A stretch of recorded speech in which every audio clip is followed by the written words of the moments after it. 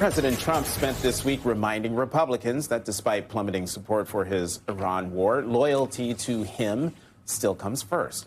After 4 Senate Republicans sided with Democrats on a war powers resolution to limit the president's authority in Iran, Trump reportedly berated those senators during a closed-door lunch on Wednesday.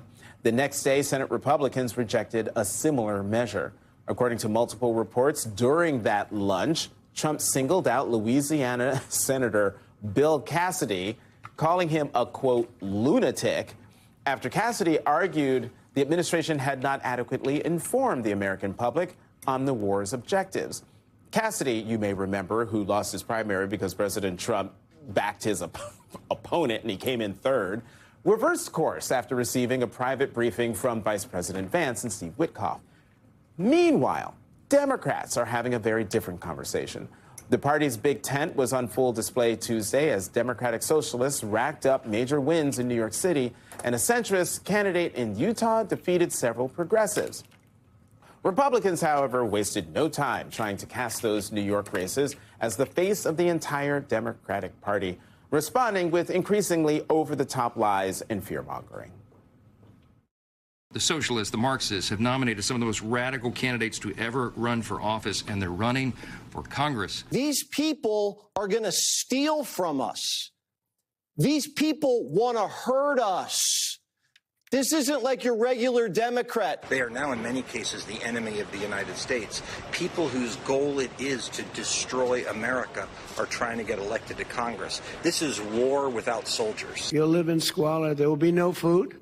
There will be no housing. There will be no military. There will be no law and order. There will be no nothing. There will be no nothing. You'll be a third world inhabitant in every way, and everyone will suffer or die. Oh, my goodness. Joining us now, former Democratic Congresswoman Susan Wild of Pennsylvania and former Republican Congressman Fred Upton of Michigan. I don't even know, after watching that SOT-mash of just these unhinged comments, I was going to start on the Republicans, but I just have to start with you, Congresswoman Wild, as the Democrat in this conversation. Should Democrats be worried, not just by those comments, but by the impact they might have on voters come November?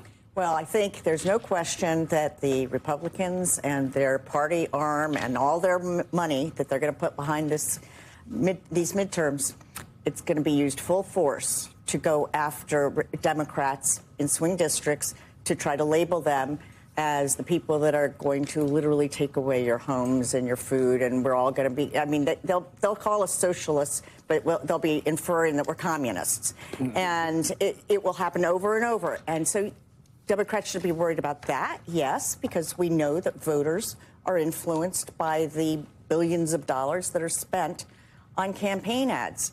But they need to hold their own, and they need to stand up for what they are. And in their individual districts, in the tough districts, like my old district, Pennsylvania 7, you've got to just focus right on your district. That's the only place that matters. I mean, that's the thing about the Democratic Socialists who were elected, who won their primaries, are in incredibly safe blue districts. That's the bluest district right in the country. I mean, when you talk about focus, Congresswoman, like, this is one of the things that, and we've talked about it on the show for the last years, like, as the energy happens with the Democratic Party, as they're flipping seats, you know, whether that in all types of different areas around the country, is them being able to stay focused, right, on doing that and stay focused on their own races.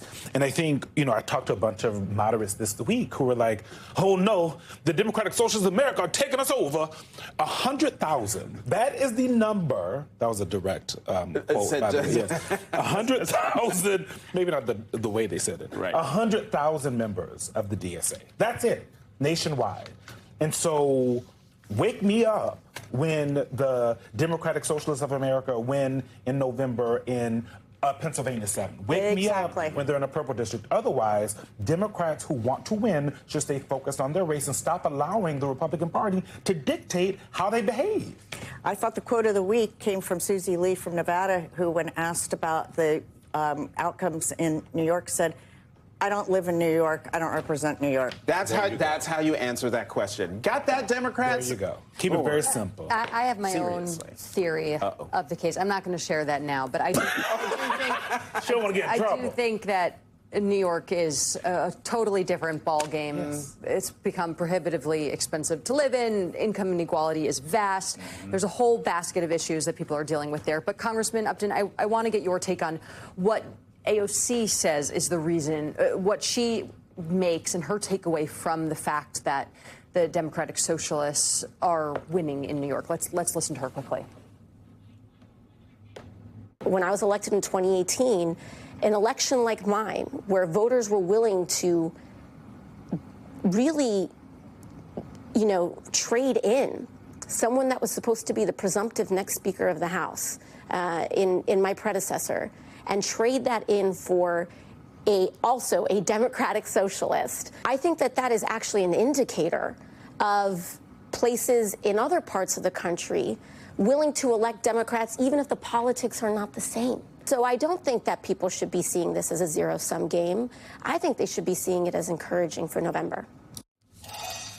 Is that an assessment you agree with, that this is a bellwether and an encouraging one for November?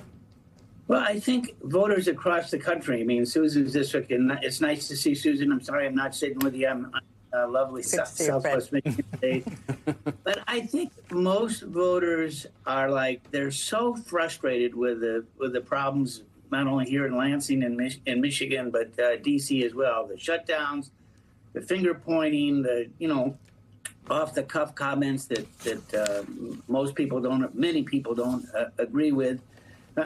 They're tired of politics, and they want someone, regardless of label, to work to get things done, not swing at windmills, but to work with people across the aisle, to put the country first, to listen, to have good constituent service, and really focus on things that matter. I mean, it's the economy. I mean, it's no fun going to the grocery store and finding aluminum foil is now $15 a box.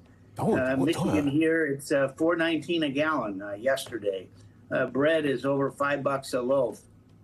Eggs are back $4 or $5 a dozen. Those are the things that remind voters things aren't going so well. And then we're spending $100 billion on this war that who knows when it's going to end. The fighting, you wake up again this morning, they're shooting at each other. It's like, get your act together.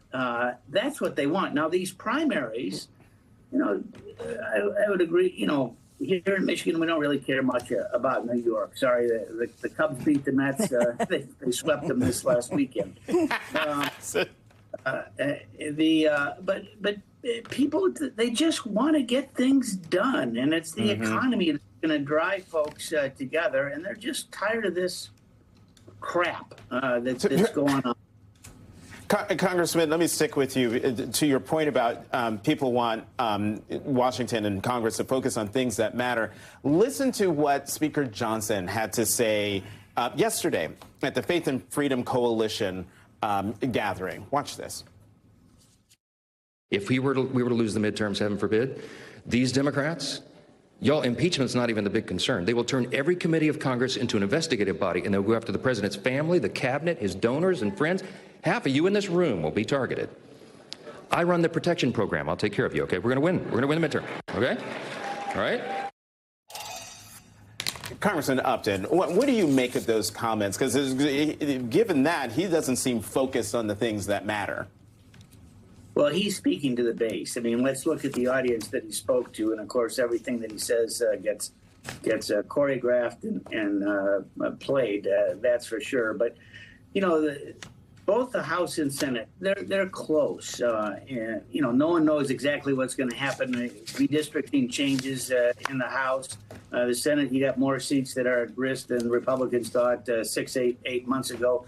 Regardless, come November, it's going to be a close margin between the House and the Senate. To get things done, you're still going to have to work together. You're still going to have to get 60 votes in the Senate. You're going to have different groups in the House. And again, Susan and I worked together when we served a couple terms together before I retired.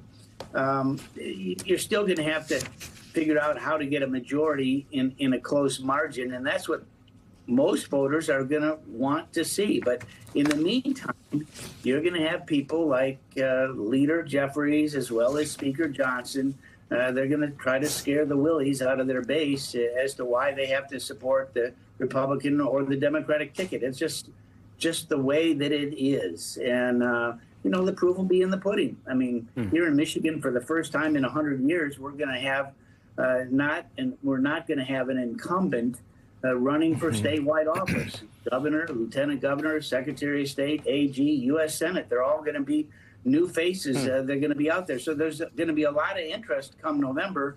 And that's why these primaries are important. And if you have someone way off to the right, way off to the left, we'll see how the dice gets rolled.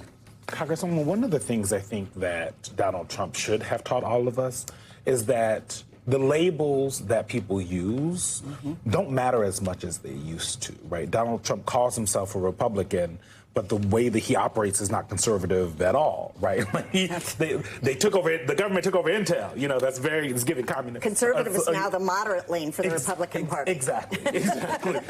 So when you hear things like, Democrats should focus on the things that matter. Donald Trump this week tried to kill a housing bill that would have eventually helped the American people, would have also helped his party to have a fabulous little party where he's signing a bill and they're all together. And right before the midterms. Right before the midterms. So when you look as someone who came from one of those purple districts, as you look and grade how Republicans led by Donald Trump are operating as we get closer and closer, do they feel like they're taking this midterm seriously?